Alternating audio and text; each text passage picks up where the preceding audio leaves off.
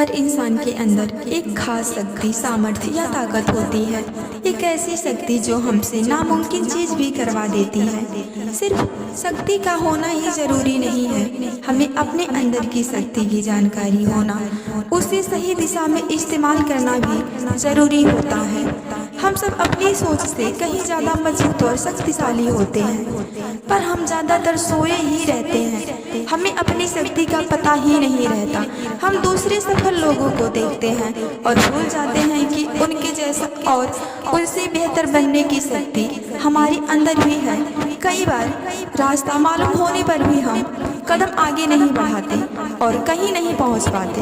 अपनी शक्ति के साथ सही दिशा में बढ़ाया गया छोटा सा कदम भी बड़ा बन जाता है।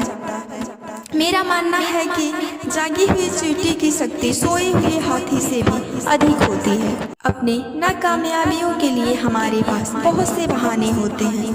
हम अपने पिता, परिवार और अपने आसपास के माहौल को भी दोष देने लगते हैं। ये बात अलग है कि हम जहाँ पैदा हुए, हमारे माता पिता, उनके बीच के रिश्ते और हमारी आर्थिक स्थिति का हम पर और हमें मिलने वाले मौक़ों पर असर पड़ता है। पर जन्म से ही सब कुछ तय नहीं होता। ऐसा नहीं होता कि आप बिना रुकावट के सफलता की सीढ़ियां चढ़ने लगते हैं। नाकामयाबी जीवन का एक हिस्सा है, लेकिन उसके लिए दूसरों को दोष देना और बहाने बनाकर उसको छुपाना गलत है। अपनी नाकामयाबी को हमें बहाने बनाकर उससे पीछा छुड़ाना नहीं है, बल्कि अपनी नाकामयाबी से सीखकर खुद को कामयाब बनाना है। कभी भी सब कुछ एक साथ गलत नहीं होता। हमने क्या किया यह भी महत्वपूर्ण है। फेल होने पर ये बात समझना बहुत ज़रूरी है कि हमने क्या किया। जो किया वो सही था, क्या उसे और बेहतर किया जा सकता था?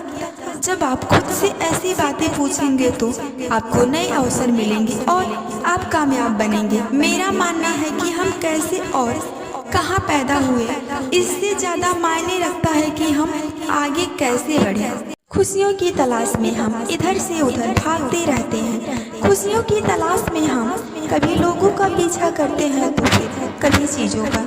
हमारी पसंद, नापसंद, लालच और कई सुविधाओं की चाह भी हमारी खुशियों के रास्ते में आती रहती हैं और हम टेढ़े मेढ़े रास्तों पर दौड़ते रहते हैं। हमें लगता है कि सुख, सुविधा और धन का होना ही खुशियाँ हैं। हम अपनी खुशी अपने अंदर नहीं बल्कि बाहर उन चीज़ों और लोगों में ढूंढते हैं जो सिर्फ 2 पल की खुशियाँ देकर गायब हो जाते हैं। पैसे और सुख सुविधाओं के साथ आप खुश हो सकते हैं, लेकिन आप लंबे समय तक खुश रह नहीं सकते। खुश रहने के लिए आपको सरल और साधारण होना पड़ेगा। जब आपका मन बिना किसी वजह और बिना किसी ज़रूरत के खुश रहने लग जाएगा, उस दिन आप सरल बन जाएंगे। मेरा मानना है कि खुश होना सरल है, सरल होना मुश्किल है।